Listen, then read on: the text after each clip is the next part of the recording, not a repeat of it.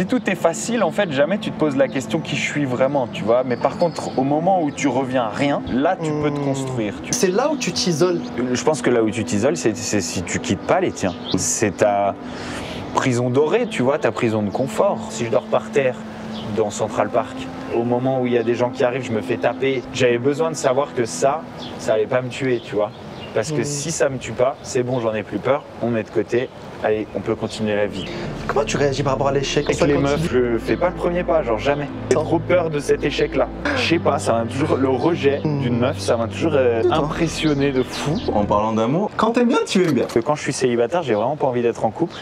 Pour moi, l'amour, c'est plus comme une maladie, tu vois. T'as beau mettre un masque, le Covid, tu finis par l'attraper.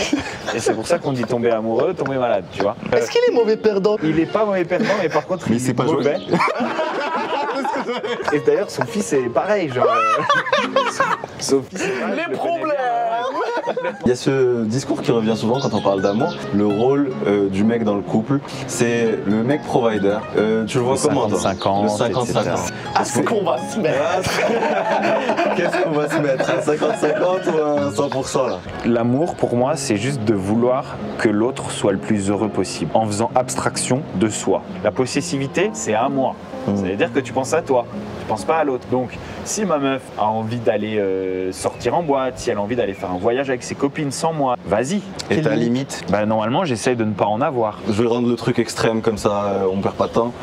Tromper. Si un jour, ma meuf me dit j'ai envie d'ouvrir la relation,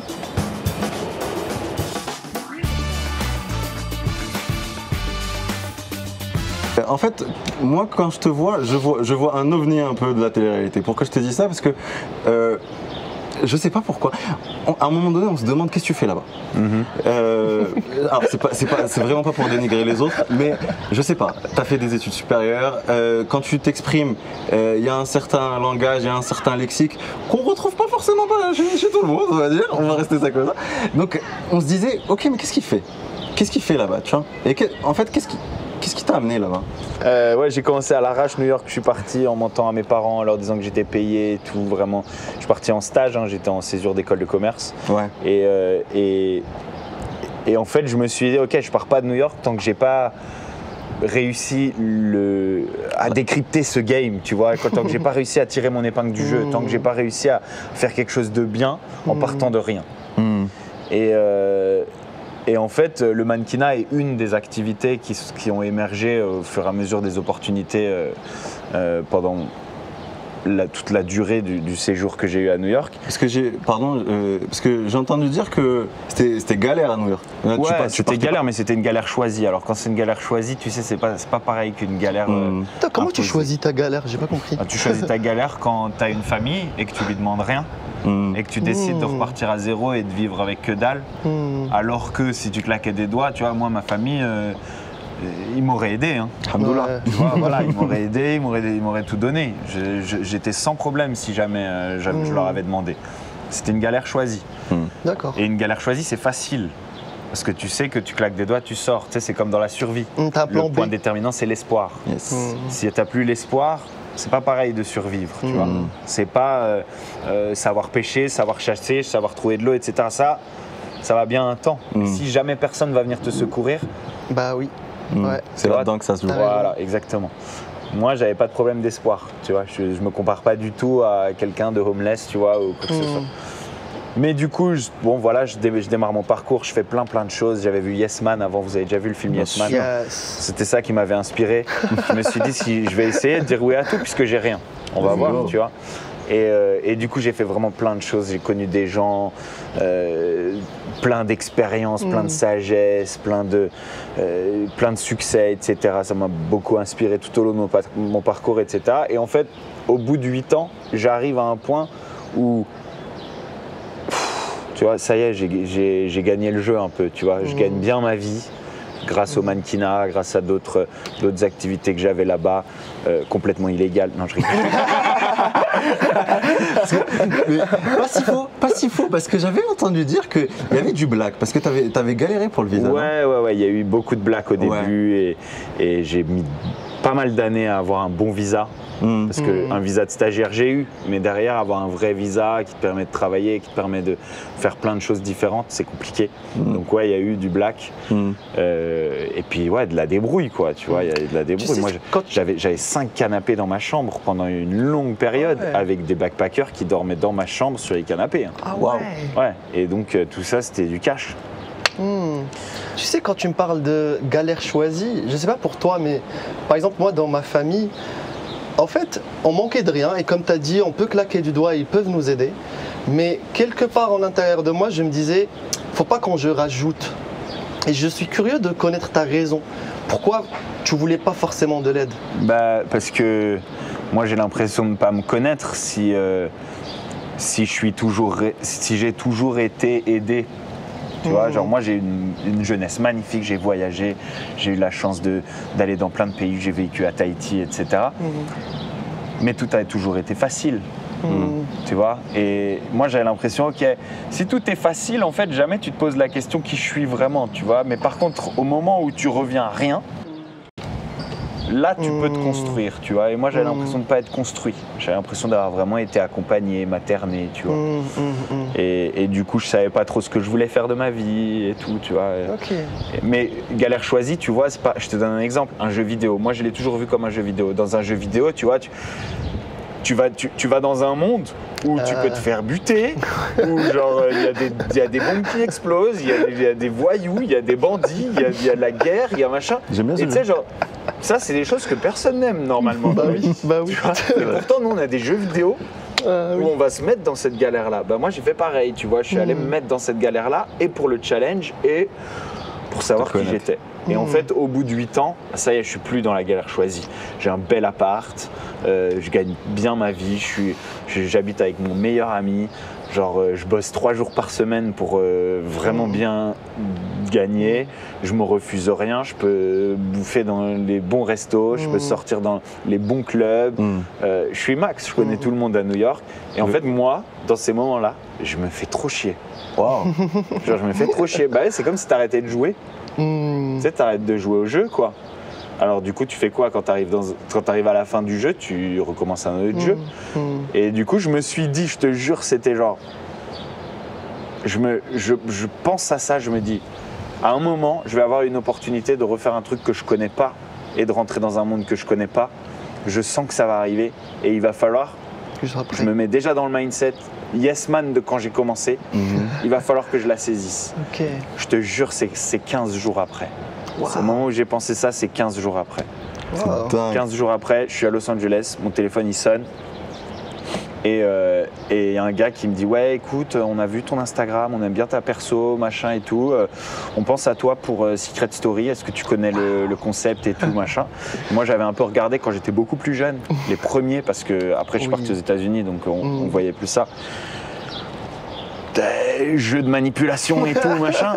Ça me parle. Voilà, j'avais rêvé en plus de faire de la télé. Je m'étais beaucoup intéressé à la télé-réalité parce que pour moi la télé-réalité, tu sais, c'est genre c'est... Vous avez quel âge vous? 29. 28, 29. Ouais, voilà, donc vous avez connu un monde sans télé-réalité quand vous Ah oui, clairement. Voilà. Moi, genre, au collège, il y a Love Story qui est arrivé. Ah oui. C'était Benjamin le Big Brother français. Voilà, le Big Brother français. Avant ça, on n'avait pas de télé-réalité en France. Pour moi, c'est Cousteau qui a inventé la télé-réalité, mais on n'avait pas vraiment de télé-réalité. Et en fait, c'est une forme de programme qui, dans le temps de ma vie, a conquis tous les pays et toutes les chaînes. Et ça n'existait pas quand j'ai grandi. Donc moi je me suis dit qu'est-ce qui a fait que, tu vois, et du coup j'ai regardé les programmes américains, donc Jersey Shore, Bad Girls Club, tu vois, les Love and Hip Hop, etc. Et je m'y suis intéressé, tu vois, je me suis demandé qu'est-ce qui fait que les gens sont si attirés par ça et tout. Et je m'y suis tellement intéressé qu'un jour j'ai rêvé que j'étais dans Secret Story. Arrête. Non pas en voulant le faire, j'ai juste eu ce rêve-là. Tu l'as jeté dans l'univers, quoi. Voilà, comme un signe. Mais moi, j'ai jamais voulu en faire, je m'y intéressais, mais j'ai jamais voulu en faire. Et en fait, quand il me propose, je me dis, bon, bah en vrai, why not? Tu vois, je lui ai dit au téléphone, écoute, t'es dit, pourquoi pas, ça m'amuse. En plus de ça, moi, je me suis promis que j'allais saisir la première opportunité de changer de vie. il y a 15 jours, donc tu tombes vraiment à pic. Sauf que je ne fais pas n'importe quoi quand même et je ne vais pas aller prendre un vol pour la France, aller-retour, pour aller juste passer un casting, tu vois. Ouais. Genre flemme quand même, j'ai une vie quoi. Et le gars il me dit attends t'es où? Je lui dis je suis à Los Angeles, il me dit c'est une dinguerie, la directrice de casting c'est la sœur de la femme de Bob Sinclair et donc elle était chez Bob Sinclair à ce moment-là, en vacances et il me dit elle est là, elle est à Los Angeles. Les étoiles s'alignent. Ah oui, déjà j'en ai rêvé. En plus, je me retrouve là où la directrice de casting est. C'est bon, je suis obligé d'aller au casting. Tu vois. C'est trop. Donc j'y suis allé 2 heures après, vraiment genre dans l'après-midi. Ok. Et je fais mon casting, ça passe bien, on s'entend bien et tout. Je sens qu'elle a un petit, tu vois, un petit coup de cœur, genre elle a envie que je sois dedans. Ok. Et donc je suis en train de marcher comme ça, et là j'entends que ça court derrière moi. Je me retourne et elle fait Bastien, on fait l'anniversaire de ma petite sœur ce soir. Est-ce que tu veux rester? Yes man. Je reste. On fait un poker avec Benjamin Castaldi. Waouh. Avec, Est-ce qu'il est mauvais perdant comme... Il est pas mauvais perdant, mais par contre, Mais il c'est est pas mauvais. Non, mais il est mauvais en poker. Et par contre, Il se la pète, il s'arrête jamais. Non, il est accro. Ça veut dire que le Il gars. a perdu sa Frérot, fortune, je crois. on est en train de faire un poker en famille.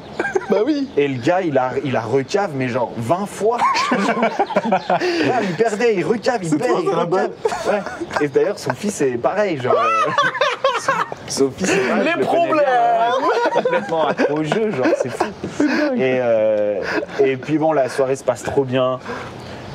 Passe vraiment un bon moment avec leurs amis et tout, c'était très cool. Et j'ai fini par emmener sa petite sœur, alors que c'est son anniversaire, en club à Downtown LA, dans une soirée underground hip-hop, tu vois. Ok, donc t'es validé de chez validé. J'étais validé. Il n'y a aucun doute. Validé, j'allais à Secret. Et tu sais, je me disais encore, ok, je vais faire Secret, et si jamais ça marche pas, j'aurais pris 150 000 followers, je repartirai aux États-Unis et je recommencerai ma vie avec des abonnés. Et comme ça facilitera ma vie et ça me permettra de faire d'autres choses, tu vois. Mais quand je disais ça, je me connaissais pas bien. Parce qu'en fait, moi, je déteste retourner en arrière. Donc, quand je rentre dans ce nouveau monde, la seule chose que j'ai voulu, c'est l'explorer et découvrir tout ce qu'il y avait à faire dans le monde de l'influence, dans le monde de la télé, dans le monde de YouTube, etc. Dans cette période-là, parce qu'on passe tous par une petite crise, on se dit « Ok, je ne sais pas ce que je suis vraiment. Et j'ai peut-être des choses qu'on m'a inculquées comme ça par la famille, par mon entourage. » Et en fait, tu penses que c'est une petite crise, toi? Moi, je pense que c'est toute la vie. Hein. Non, mais pardon, parce que c'est là où tu t'isoles. Et... Ouais, mais tu t'isoles pas, il y a plein de monde, il y a plein de gens, il y a plein de choses à faire partout, tu vois. Ok. Moi, j'ai pas du tout cette impression de m'isoler quand je vais quelque part. Moi, je pense que là où tu t'isoles, c'est si tu quittes pas les tiens.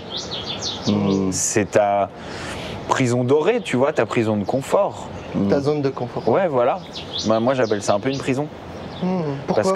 Parce que ça a l'air hyper cool et tout, d'avoir plein d'amis, machin, etc. Mais ça fait quoi? Ça t'empêche.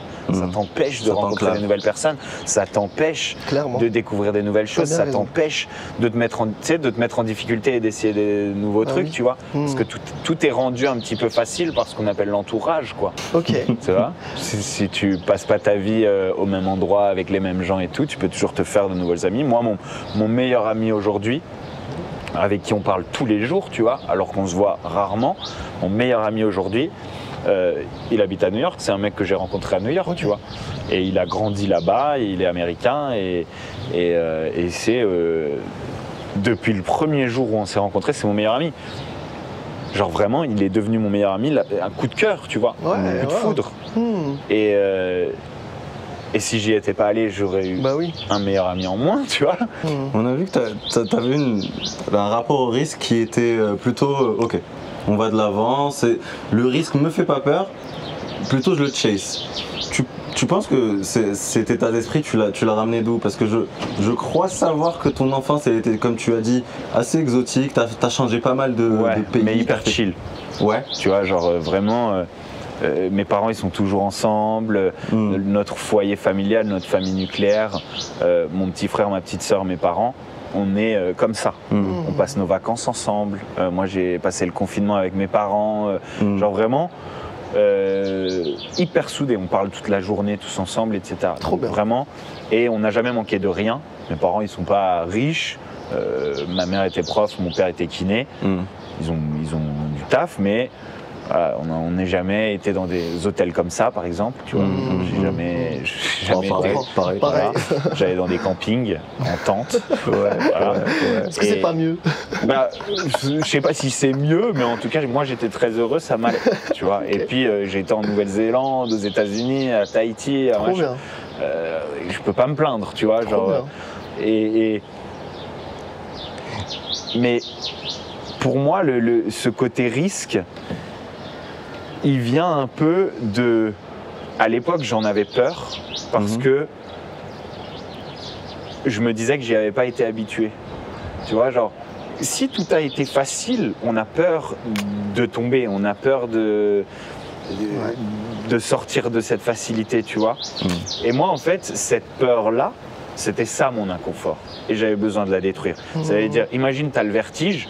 Il y a des gens, ils ont le vertige. Bon, bah, il faut faire très attention de ne jamais monter dans une montagne. Moi, si j'ai le vertige, ça m'angoisse d'un jour avoir le vertige. Donc, ce que je vais faire, c'est que je vais monter la montagne et je vais m'habituer à hauteur. Tu vois, et ben c'était pareil. Ça veut dire, moi j'ai dormi dans Central Park, hein, j'ai dormi dans des halls d'immeubles, j'ai dormi dans des gares, etc. Wow. J'avais besoin, en fait, je sais pas pourquoi, je sais pas à cause de quoi, mais dans ma vie, ma peur c'était un jour d'être sans abri. Voilà, d'être sans abri. Je sais pas pourquoi, mais je me disais, si maintenant je vais voir ce que c'est que d'être sans abri, bah c'est bon, j'en ai plus peur. Et que ça va, et c'est vraiment ça que j'ai ressenti. Alors attention, encore une fois, je ne me compare pas à un sans-abri parce que j'avais pas ce manque d'espoir. Toujours l'espoir. Tu vois, et l'espoir pour un sans-abri, c'est bien souvent la seule chose qui manque. Parce que finalement, c'est des gens qui bien souvent ont fait des études, peuvent travailler, etc. Ont le physique de pouvoir travailler, etc. Mais ce qui leur manque, c'est l'espoir. L'espoir fait vivre. Ouais, exactement. Mais genre, il n'y a rien qui peut les rendre heureux, donc ils restent là. Tu vois. Moi, j'avais pas ça. Mais par contre, j'avais besoin de savoir que si je dors par terre dans Central Park, ou que j'ai 5 gars dans ma chambre, 5 backpackers que je connais pas dans ma chambre, qui vont un soir fermer la porte à clé, machin et tout, genre, tu vois, ou que je dors dans un hall d'immeuble et que au moment où il y a des gens qui arrivent, je me fais taper, machin, etc. J'avais besoin de savoir que ça allait pas me tuer, tu vois. Parce que si ça me tue pas, c'est bon, j'en ai plus peur, on met de côté, allez, on peut continuer la vie, tu vois. C'est de la thérapie par exposition. Voilà, je veux pas garder une angoisse. Maintenant, j'en ai plus rien à foutre. Tu vois, ça veut dire demain, si je perds tout mon argent, si ça marche plus et tout, ben, je sais que je peux recommencer. Et si tu sais que tu peux recommencer, ben, t'as plus peur de rien. Enfin, si c'était ça ta peur, quoi. J'adore. C'est dingue parce que en fait tu réponds un peu à des insécurités que j'ai au fond de moi parce que je me dis beaucoup de gens les ont. Et je me dis que au final c'est un peu la réponse à tout. T'as peur de quelque chose, on aimait beaucoup une phrase qui disait si tu doutes ou t'as peur de quelque chose, fais-le encore plus vite. Ouais. Va voir ce que c'est. Qu'est-ce que ce monstre qui te fait si peur? Et tu en es, je trouve que tu en es la parfaite représentation. Parce que quand je parlais de risque. Après, si c'est un gorille et que t'es passant. Écoute, j'en sais rien. C'est facile à dire, mais c'est pas si facile que ça de le faire. Hein, de quoi de t'exposer. Parce qu'il y en a des gens qui ont des traumas, qui ont des trucs qui sont. Tu vois, très difficilement, tu peux aller t'exposer. Bien sûr, non, mais c'est pas facile. Ouais, et puis ça dépend des traumas de chacun, ça dépend des peurs de chacun aussi. Tu vois. C'est ça. Non, c'est sûr que c'est pas facile. Mais il y a un truc où tu arrives un jour, et quand tu arrives là, vraiment, genre, c'est énorme, c'est trop puissant. Et là genre, tu as l'impression d'être devenu, pas immortel, mais genre, presque hyper puissant. C'est ton confort à toi, c'est devenu l'aventure, c'est devenu l'inconfort des autres. Et donc, même encore aujourd'hui, tu vois, où YouTube, Twitch, machin, etc., ça marche. Je suis toujours en train de chercher des nouveaux trucs, des nouveaux endroits à essayer pour un peu te bouger, quoi. Et pourtant, je suis pas un énorme zélé, je suis un peu un fainéant. Donc, je suis pas en mode genre, vraiment le boulot. Mais par contre, je vais chercher des endroits où je vais être inconfortable. Genre là, par exemple, je commence un truc dans le cinéma, tu vois. Cool. J'ai coécrit un film et j'ai joué dedans.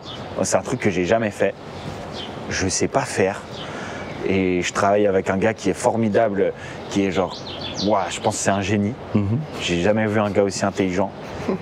Et genre, je me sens minuscule à côté de lui. Je suis complètement hors de ma zone de confort. Ça demande pas énormément de travail, donc c'est parfait. Mais par contre, ça demande de te mettre en danger, tu vois. Et C'est l'intérieur que ça se C'est là passe. que j'ai pris le plus de plaisir sur les 2 dernières années, tu vois.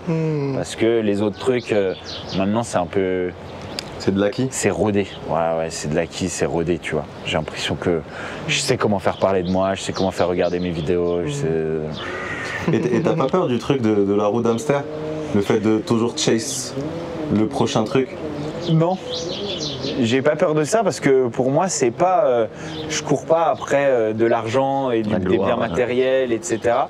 J'ai l'impression juste d'aller vivre de nouvelles expériences et dans chaque nouvelle expérience j'apprends des choses et je grandis. Donc j'ai pas l'impression d'être tu sais, dans une rat race ou une course éternelle, machin, puisque de toute façon il n'y a rien de tangible. C'est juste spirituel, c'est juste de l'expérience et c'est juste de la sagesse et c'est juste de la connaissance.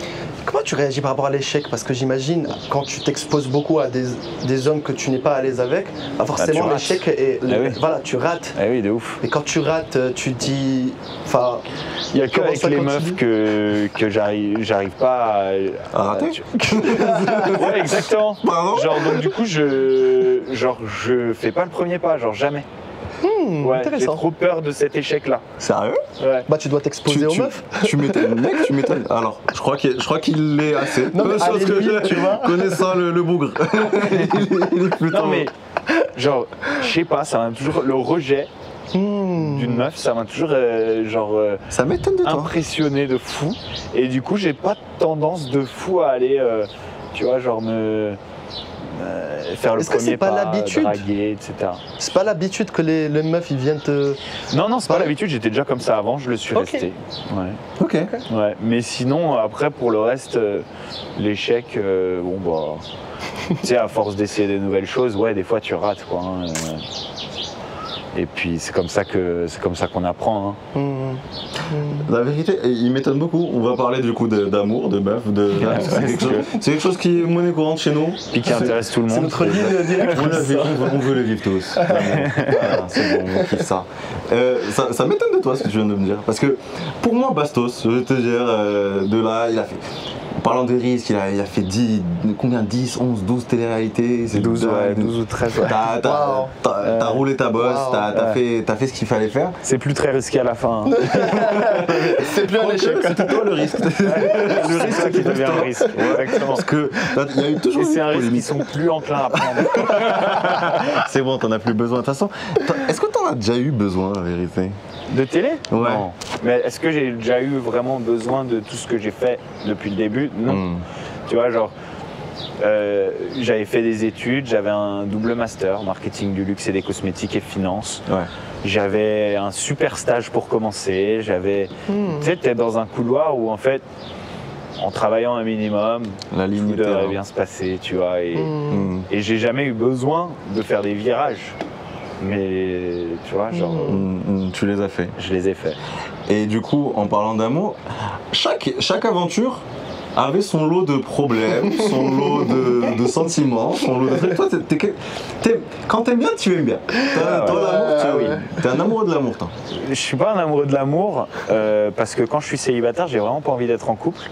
Pour moi, l'amour, c'est plus comme une maladie, tu vois. T'as beau mettre un masque, le Covid, tu finis par l'attraper. Et c'est pour ça qu'on dit tomber amoureux, tomber malade, tu vois. Genre, t'as beau t'en protéger, t'as beau pas le vouloir, ça va finir par te tomber dessus. Et quand ça va te tomber dessus, ça va faire bien mal. Ouais. Et ben, genre, moi, je le vis plus comme ça, tu vois. Et par contre, une fois que je suis amoureux, bah là, ouais, je suis intense, quoi. Je suis intense. Intense dans quel Trop. sens? Bah, comme si l'amour c'était trop intense pour moi, tu vois, genre je tiens trop à l'autre. T'es possessif? Je suis pas possessif, mais le moindre malheur que l'autre va pouvoir ressentir, la moindre chute d'humeur, la moindre, genre ça va m'affecter autant voire plus tu vois, les répercussions sur moi sont trop grandes, mon bonheur dépend trop du bonheur de l'autre. J'ai plus... C'est comme si je mettais une moitié de moi dans l'autre au moment où je tombe amoureux. Et en fait, du coup, si l'autre moitié de moi, elle est trop loin, bah en fait, tout ce que je peux vivre tout seul, ça a plus de saveur parce que je le vis qu'avec la moitié de moi. Donc, à partir du moment où je suis amoureux, toutes ces expériences que je te parle, de vie, d'aventure, de découverte, machin, je peux plus en profiter si je suis seul. Ok. J'ai besoin que l'autre soit avec moi. Donc c'est un enfer. Waouh. Tu vois, genre je suis avec des potes, je profite pas d'une bonne conversation, je profite pas d'une bonne blague, je profite pas d'un bon plat, je profite pas de rien de ce que j'aime, j'en profite plus si ma meuf est pas là. Donc je préfère ne pas l'être, tu vois. Donc faut être vraiment fusionnel de fou, quoi. Ouais, et je l'ai toujours été lorsque j'étais en couple. Ça a toujours été des relations extrêmement passionnelles, extrêmement intenses. Je crois qu'on l'a vu. Mais ouais. Mais du coup, malheureusement, quand c'est comme ça, parfois la chute est dure, ça se termine mal et c'est difficile à vivre. Et les publics en plus. Et en plus, c'est public. Est-ce que tu penses que vivant caché, vivant heureux? Non. Moi, j'ai pas trop cette expérience-là, tu vois, genre au contraire même, je dirais. Ah ouais. Ouais, au contraire. Alors, en couple, ça rajoute des petites difficultés. Mais moi, dans ma vie, je trouve que, en général, hein, et dans le couple aussi, genre vivre exposé, c'est comme si ça rajoutait une épaisseur de conscience. Ça veut dire, parce qu'on me regarde, il faut que je sois un peu une meilleure personne que ce que j'avais donné au départ. Tu vois, et il faut que je me comporte un peu mieux et parfois que je stoppe certains instincts qui m'auraient poussé à faire des choses mauvaises, tu vois.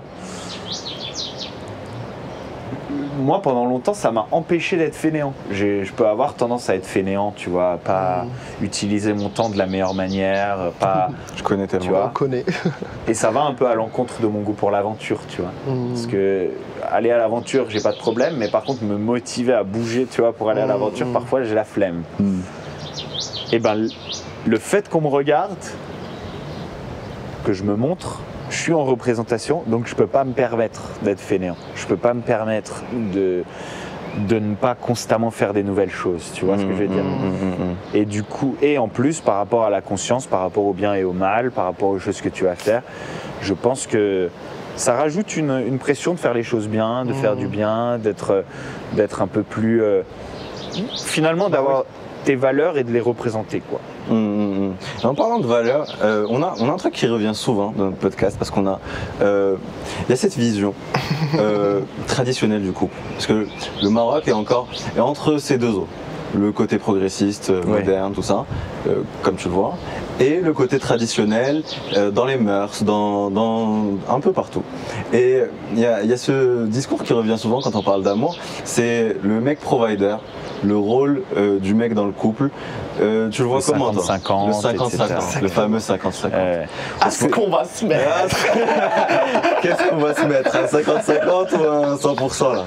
En ce moment, j'en parle beaucoup. J'ai fait un nouveau podcast avec Zatis, vous voyez qui c'est? Ouais. Yes. Enfin, je crée un nouveau podcast avec lui qui s'appelle Amicalement Contre. Ok. En fait, de par lui, sa religion, nos deux cultures différentes, nos deux visions de la vie complètement opposées, mais notre amitié, il arrive très régulièrement que sur des sujets, on soit opposés. Le but, c'est d'arriver à montrer qu'un débat, il ne faut pas voir un débat comme un combat où, à la fin, il y en a un qui a raison. Une bonne réponse. Il n'y a pas une bonne réponse. Voilà, une manière de rapprocher deux opinions qui se contredisent. Clairement. Et je pense qu'aujourd'hui, avec les réseaux sociaux, les algorithmes, etc., on extrémise les opinions, on extrémise les gens, on extrémise tout. Et c'est important de rappeler que c'est grâce à la communication et grâce à la discussion qu'on se rapproche et pas qu'on s'éloigne. Clairement. Et du coup, c'est ça un peu le truc qu'on fait avec Zatis.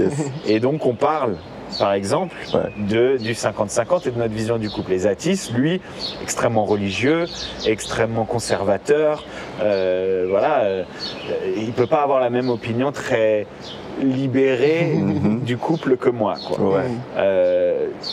pour moi, en couple, on est deux êtres humains. On n'est pas un homme et une femme. On est juste deux êtres humains. Et on doit, la chose la plus importante, c'est d'être plus fort à deux que la somme des individualités. Ça veut dire, peu importe le 50, le 49, le 48, le machin, genre essayer de mettre à profit les forces de chacun et d'essayer de réduire l'impact des faiblesses de chacun pour que le couple, ça soit un power couple, que ce soit, tu vois, être le plus puissant possible. Mais peu importe qui fait quoi, tu vois.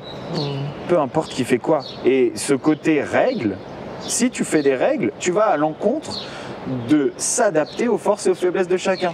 Tu vois, genre moi, dans ma famille, j'ai grandi, ma maman c'est une carriériste, toujours passé des concours, elle a commencé prof de PS, elle a fini proviseur, chef d'établissement, agrégé, machin, etc. C'est aussi une championne de tennis et tout. Ma maman, c'est la bosse.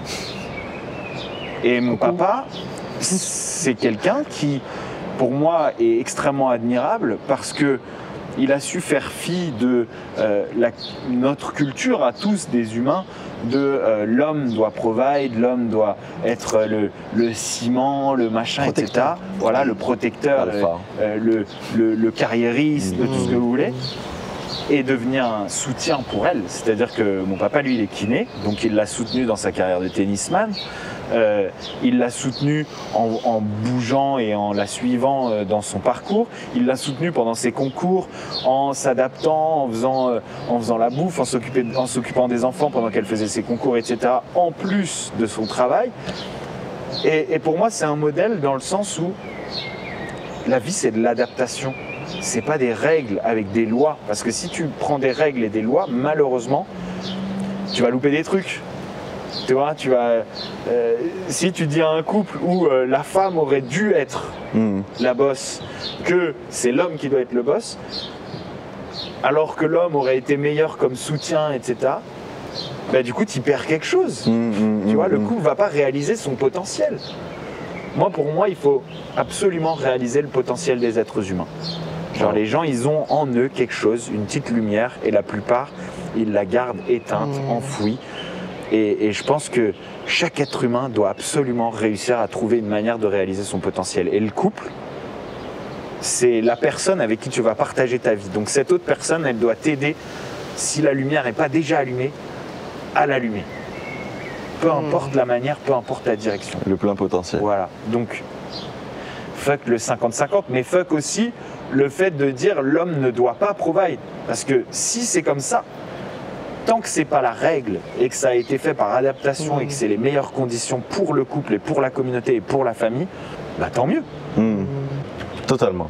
Moi, je suis de la même, tu vois, de la même trempe parce que au final, on revient à l'humain comme tu as dit. C'est deux additions. Après, on fait ce qu'on peut. Toi, tu viens de dire que il y avait un truc de, t'es libre dans ton couple. À ne pas comprendre je suis dans un couple libre, voilà, mais comment tu vois ton amour, comment tu le donnes? L'amour pour moi c'est juste de vouloir que l'autre soit le plus heureux possible en faisant abstraction de soi. Tu vois, genre si tu aimes quelqu'un, tu penses pas à toi, tu penses à l'autre. Tu es censé d'abord, la première chose avant de commencer à être amoureux, avant de commencer à être en couple, la première chose c'est de t'aimer toi. Ok, c'est fait, tu t'es accepté, tu sais qui t'es. Parce que sinon, je pense que si déjà tu t'aimes pas, que tu sais pas qui t'es, que tu t'es pas accepté, ton couple il va pas marcher déjà. Clairement. Voilà, ça veut dire que tu vas reposer sur l'autre le fait d'être heureux. T'es foutu. C'est ça un amoureux de l'amour pour moi, tu vois. Et c'est pour ça que amoureux de l'amour, à mon avis, c'est quelque chose de terrible. C'est quelque chose de terrible parce que c'est quelqu'un qui a besoin d'amour de l'autre, tu vois. Genre, si tu as besoin de l'amour de l'autre, t'es mal barré. Mais c'est pas un peu une variante de ce que tu as dit que t'étais quand tu me disais la moitié de moi? Au contraire, j'ai plus peur de l'amour, tu vois. J'ai peur de ma réaction à l'amour, tu vois. J'ai peur de m'oublier. Pour moi, l'amour, c'est vraiment genre, ça se donne complètement, mais ça, tu vois, genre, ce que tu reçois, tu dois pas le comparer à ce que tu as donné. Tu vois, c'est pas un truc qui doit être forcément réciproque. Tu vois, un chien, son maître, il le tape, il l'aime toujours.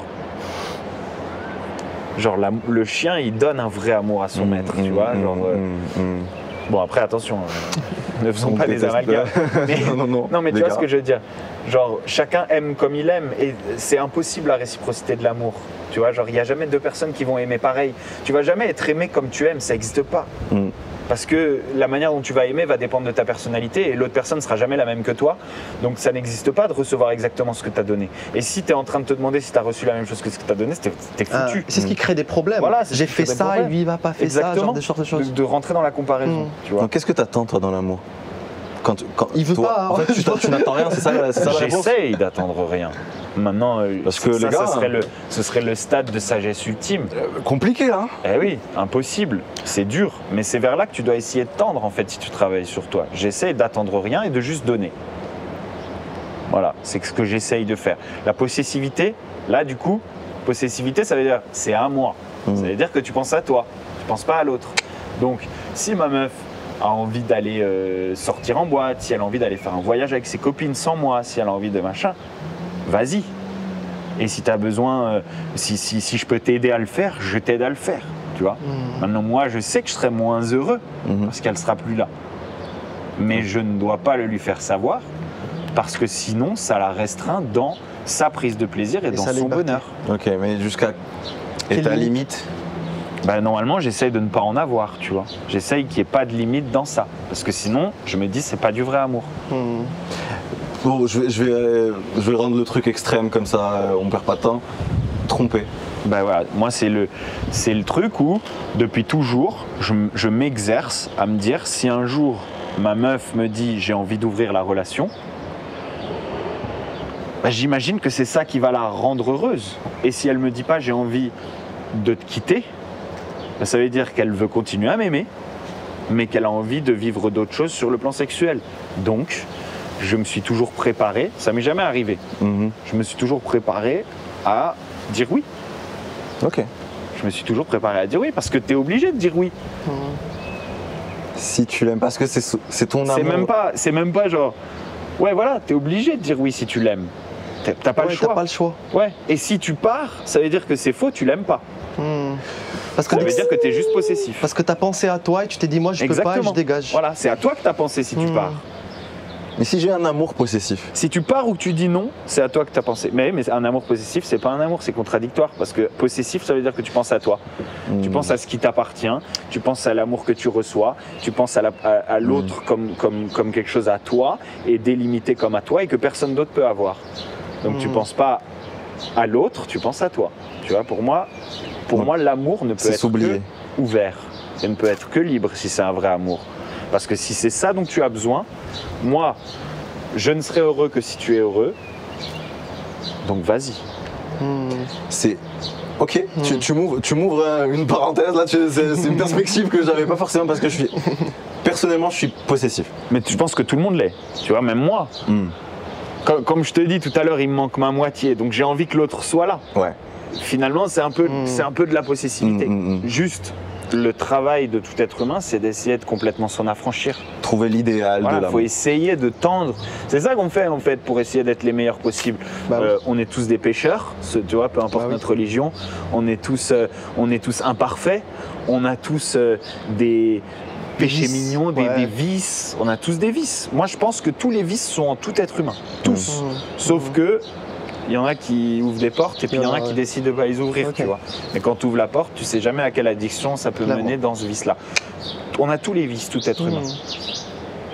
À nous d'essayer d'être les meilleurs possibles et en amour, essayer d'être le meilleur possible, c'est essayer pour moi de s'affranchir de possessivité, s'affranchir du moi et se concentrer sur le bonheur de l'autre.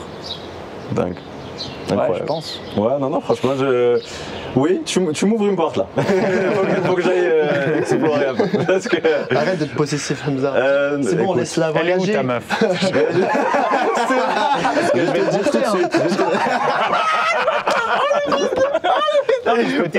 Je peux t'aider. Non, ça ouvrir des portes. Non, je sais. Non, mais il est bienveillant ce bâtard. Oui. Moi, je suis dans le don. C'est pour toi que je le fais, c'est parce que je t'aime. Oh, ne m'aime pas, tu sais. Soyons comme ça, restons dans le froid. Cordial. Loin. Parce que, en parlant de ça, les tatouages, justement. le gars a beaucoup de tatouages. Bah oui. Justement.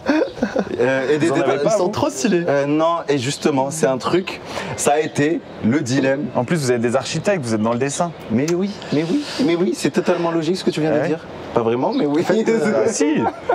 Moi, je connais plein d'architectes qui ont des tatouages hyper, tu sais, genre c'est. Géométrique, tout ça. Ouais, ou géométrique, ou alors genre des perspectives, des trucs. Genre, ouais. Justement, en fait, c'est cette dualité qui est bizarre. Ouais. La dualité entre, ok, c'est péché de faire ça. Ou là, c'est. Ah oui, Exactement. d'accord. Ok. Il y a la religion qui vient, mais en même temps, il y a l'envie qui est plutôt au contraire. Quand je t'ai dit j'adore tes tatous, j'adorais quand tu faisais. Quand tu faisais des fois toi-même tes tatous, non? Ouais. Et quand je me rappelle de l'époque des bulles. Tu te rappelles ouais. des bulles? Bastos fait des bulles. Exactement, j'adore. Non, Ouais, vraiment, fidèles, ça des rigole pas. Des fidèles, t'inquiète. T'es religieux, toi? J'ai vu Non, la- je suis pas religieux, je suis baptisé. J'ai très tard, j'ai décidé, mes parents ils nous ont pas mis au catéchisme, etc. Moi je suis plus au départ de confession catholique. Et mes parents nous ont pas mis au catéchisme, mon frère, ma petite soeur et moi. Mais moi, genre à 16 ans, 17 ans, j'ai voulu essayer d'apprendre ce que c'est que la foi. Genre de voir si moi je pouvais l'avoir, tu vois. Ça m'a toujours intéressé, moi, la foi, la recherche de la foi. C'est comme c'est comme un super pouvoir que tous les humains réussissent pas à avoir, tu vois. Et surtout, pourquoi un super pouvoir? Parce que par la foi, les gens donnent leur vie. Et ça va complètement à l'encontre de l'instinct animal de survie, tu vois. Tu donnes ta vie. Donc, pour moi, genre, ça a toujours été une interrogation, quoi. J'ai lu plein de bouquins là-dessus, etc. Mon préféré, c'est La Nuit de Feu de Eric Emmanuel Schmitt. Ça vous dit rien? Si, ça te dit. Si. Le mec va dans un voyage dans le désert en Algérie et en fait, il se perd complètement. Et tu sais, il y a un côté où, genre, se perdre complètement, c'est un peu pareil. Genre, tu lâches prise complètement, t'as plus aucun repère. Une boussole. Le gars est sorti complètement de sa zone de confort et c'est à ce moment-là qu'il a été touché par la foi. Donc peut-être qu'inconsciemment, dans ma manière de vivre, c'est peut-être depuis le début, c'est juste ça que je recherche, tu vois. Tu te perds pour te retrouver. Ouais, voilà. C'est ce que tu essaies de faire depuis tout à l'heure. Pour peut-être un jour avoir l'illumination, tu vois, complètement être dans la perte de repères, la perte de tout, quoi. Le mec est dans la nuit, perdu au milieu du désert, quoi. Genre. Et il a perdu son groupe et tout, et c'est à ce moment, alors qu'il va crever, quoi. Bah oui. Et c'est à ce moment-là que, il est touché par la foi, quoi. Et à partir de là, le mec devient religieux sans religion, peu importe, tu vois. C'est juste la grâce de Dieu qui s'abat sur lui, et le mec, ça y est, il a les yeux ouverts, il sait qui il est, il connaît le sens de la vie. Tu vois, puis voilà, fini, endgame, ça y est. Genre. Je dois me perdre. Ouais, Je crois que j'ai trouvé. En vrai, je trouvais c'est assez grand. Il y a moyen de faire un petit. J'ai une clap. Dingue. et moi, je pense même que la religion, c'est pour les gens qui l'ont pas encore. Tu vois, c'est plus pour les gens qui la cherchent que pour les gens qui l'ont. C'est l'invitation. Ouais. Genre, c'est une discipline qui va faire que peut-être tu vas genre, tu vas être illuminé, je sais pas. Ouais, c'est une belle vision, la vérité. On va totalement changer de sujet, les gars. On était bien. Hein. On était bien, je sais, ça caressait, mais je voulais juste reprendre un peu. Parce que ce que tu fais maintenant, ton quotidien, c'est les lives, c'est les trucs. Tu commentes un peu, tu analyses l'actualité des réseaux, tout ça, les gens avec qui tu as fait de la télé, plein de trucs. Et c'est drôle de passer de religion à ça. C'est dingue, comme quoi la complexité de la vie, mais je me dis, ok. Qu'est-ce que tu penses vraiment des influenceurs? Qu'est-ce que tu penses des créateurs de contenu? Qu'est-ce que tu penses? C'est impossible de dire ce qu'on pense des influenceurs parce que il y a toutes sortes de gens. Je crois en France, on est 100 000 ou 150 000. Imagine. Alors tout le monde n'en vit pas forcément. Je ne sais pas exactement à quel nombre d'abonnés ou quoi. Je pense que c'est à partir du moment où tu déclares des revenus en tant qu'influenceur, tu es considéré comme influenceur. Donc en France, on est entre 100 000 et 150 000, ce qui est énorme. Et en fait, il y a de tout. Bah oui. Tu vois ce que je veux dire? Bah oui. Un charpentier peut devenir influenceur charpente. Clairement. Tu vois? Et du coup, c'est impossible de dire qu'est-ce que je pense des influenceurs. En fait, Mais, du milieu. mais justement, en fait, tu viens de donner un exemple qui légitime l'influence. Et justement, je trouve que c'est ça un peu le problème dernièrement, c'est si je suis charpentier, j'ai cette légitimité, j'ai ce savoir-faire, et donc Je le partage. je le partage, je gagne de l'argent à travers des collabs, à travers des choses dans ce milieu-là, I'm okay with it. Walekin, par contre, quand on a des gens qui lissent un peu leur caractère, qui sont en mode je suis panneau publicitaire pour le plus offrant, c'est là où je commence à me... Et je trouve qu'en télé-réalité, encore pour ne froisser personne, même si on dirait que ça te dérange pas trop toi de froisser les gens, je trouve que c'est un peu monnaie courante. Alors, je comprends totalement ce que tu dis. En fait, ça veut dire que tu légitimes une personne par le fond et pas par le résultat. C'est ça. Mais imaginons, je vais te faire un parallèle et tu vas tout de suite comprendre. Ouais. Prends un artiste. Mm-hmm. Est-ce qu'un artiste devient un artiste que le jour où les gens commencent à acheter ses œuvres, ou est-ce qu'un artiste devient un artiste le jour où il commence à peindre? Finalement, ces influenceurs dont tu parles, pour lesquels tu n'arrives pas à identifier un talent, le résultat, il est là puisque les gens achètent, les gens les suivent. Je comprends. Est-ce qu'il a besoin d'avoir un talent de charpentier ou est-ce qu'il a besoin de... Tu vois, finalement, le talent, il est légitimité par la fin, tu vois, genre, et l'artiste devient artiste parce qu'il vend. À partir du moment où il y a des gens là pour te suivre et pour acheter ce que tu achètes, pour consommer ce que tu consommes, ça y est, t'es un influenceur, t'es légitimité, et que toi, tu comprennes ou pas son talent. Genre, c'est pas... comment tu t'appelles encore? Hamza. C'est pas Hamza qui décide de ce qui est du talent et de ce qui n'est pas du talent. Tu vois, et il y a des gens qui font de la télé-réalité. On a tendance, et même moi j'ai tendance pour faire rigoler la galerie, à me moquer d'eux et à dire qu'ils sont cons. Mais ils sont pas cons. Parce que c'est pas moi, Bastos, qui décide de qui est con et qui est intelligent, parce que c'est pas moi qui ai la science infuse de l'intelligence. Et ce qui est sûr, c'est qu'il y a des tonnes de gens qui veulent être à leur place, c'est-à-dire gagner de l'argent Assez facilement, en n'en foutant pas trois et genre finalement en n'ayant pas fait d'études et tu vois, il y a des tonnes de gens qui veulent être à leur place, mais ils y sont pas. Tu vas dire quoi, que c'est de la chance? Je pense pas que c'est de la chance. Du tout. C'est des gens qui ont, dans un domaine, su tirer leur épingle du jeu, comme d'autres n'ont pas réussi. Tu vois, il n'y a pas de chance. Et donc, c'est pas parce que moi le talent je le vois pas que je vais dire tu mérites pas d'être influenceur. Clairement, non. Peut-être qu'un autre il va pas voir non plus ton talent. Voilà. Tu vois, ça veut pas dire que tu n'as pas de talent. Parce que Clairement. sinon tout le monde suivrait ce podcast. Bah oui. C'est Bah, vrai. tout le monde suit ce Et il podcast. reste encore des gens qui c'est pas mal. franchement, Le taux d'engagement est pas mal. Je suis désolé. Il y a des trucs.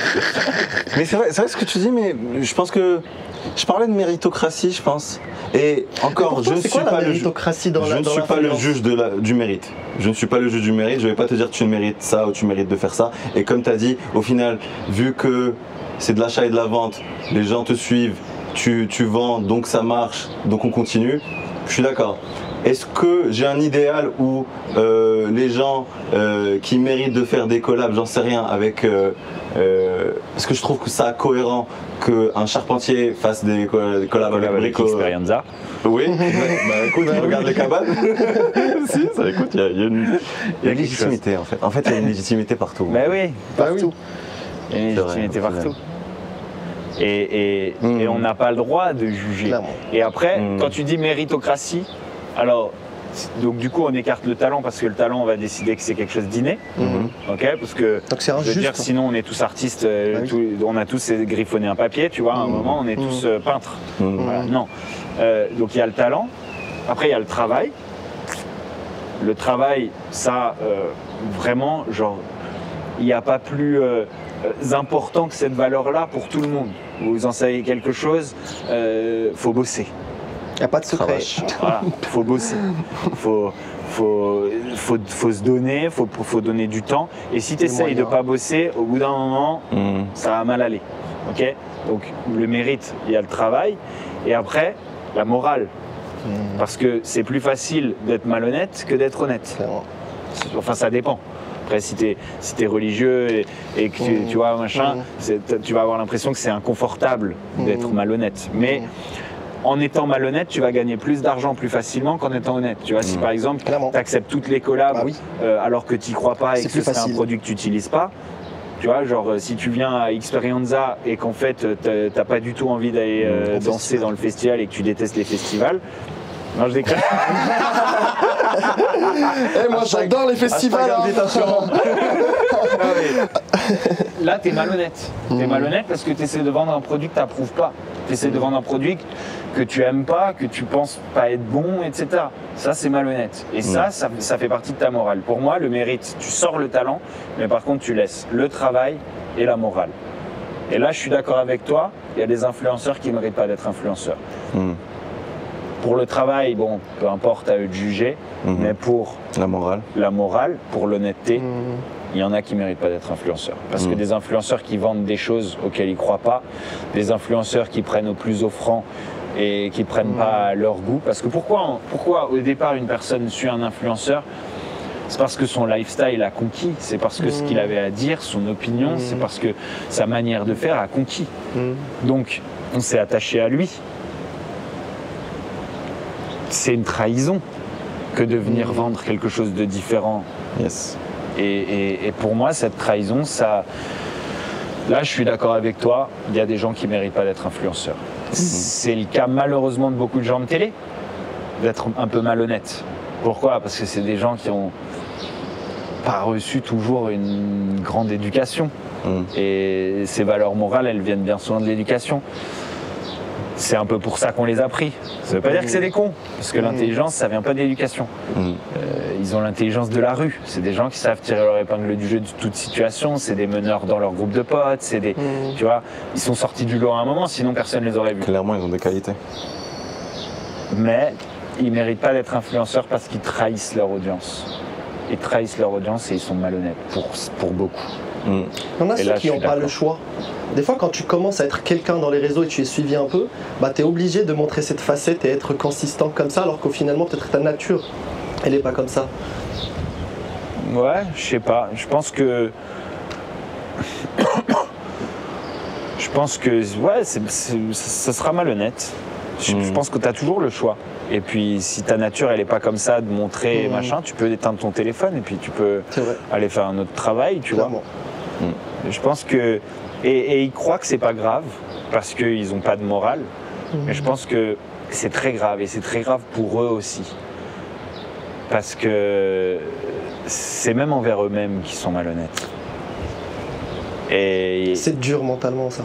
Voilà. Et ils n'arriveront pas à être heureux, ils n'arriveront pas à être complètement eux-mêmes et à vivre une belle vie comme ça. Tu sais, il y a toujours cette différence entre ce que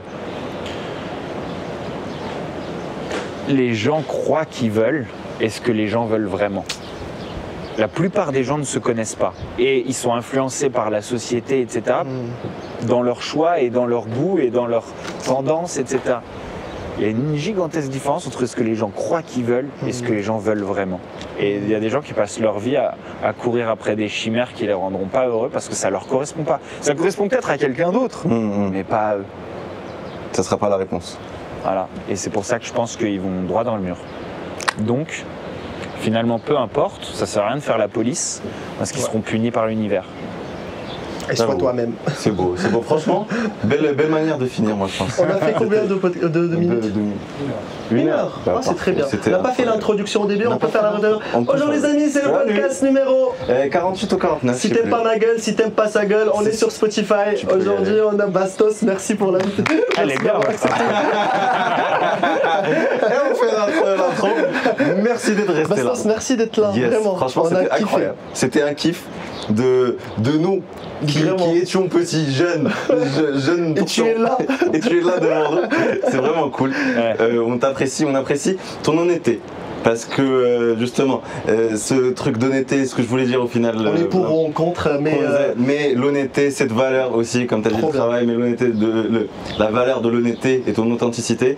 T'es clivant, les gens t'aiment pas, et c'est toi. Et au final, c'est ce qu'on adore.